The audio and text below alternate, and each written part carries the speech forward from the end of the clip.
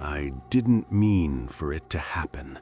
I told it once, to only one person, and they said, better to forget. But forgetting wasn't an option. I'd been in England about 6 months then. The neighborhood was ordinary, not crowded, not empty, but at night the air felt heavier, like sound itself was being held back. On those nights, the streets didn't only go quiet, they emptied. It was close to 1 in the morning.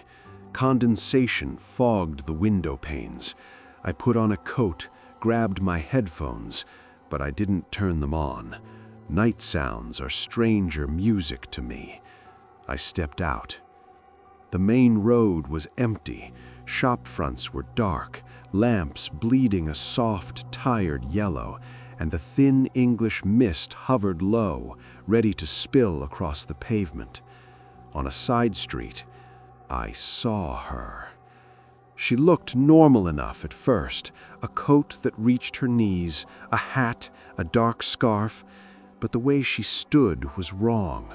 Not standing, exactly, waiting, watching, motionless as if time had taught her to hold still. She lifted her head as I passed. Her eyes weren't sharp, they weren't kind, they were exhausted in a way that felt older than the body that held them, the kind of tired someone has after giving up on answers. She said nothing. I said nothing. I walked on. Then I heard footsteps, not right behind me, not echoing my path, but following at a distance. Whenever I slowed, they slowed. Whenever I stopped, they stopped. I turned and walked home. She was at the corner. Same place, same stillness. The streetlight only sketched the edges of her face. It felt like she was looking at me, but worse, like she already knew where I was standing. I told myself she was just a person on her route. I was wrong.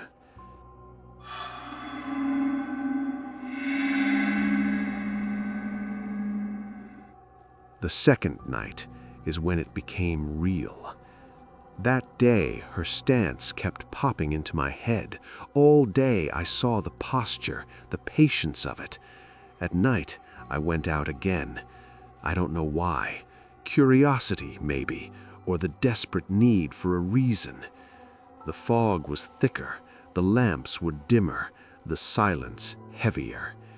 And there she was, in the same exact spot, as if she had not moved since I'd left. This time, when I stepped into the lane, she began to move, slow, measured steps straight toward me. Not hurried, not hesitant. She didn't even turn her head. At 5 meters, she stopped. I stopped. For a few seconds, I felt like we were locked in a mirror, me watching her holding my place in her stare. "Excuse me, do you need help?" I asked. No response, not a blink, not a breath.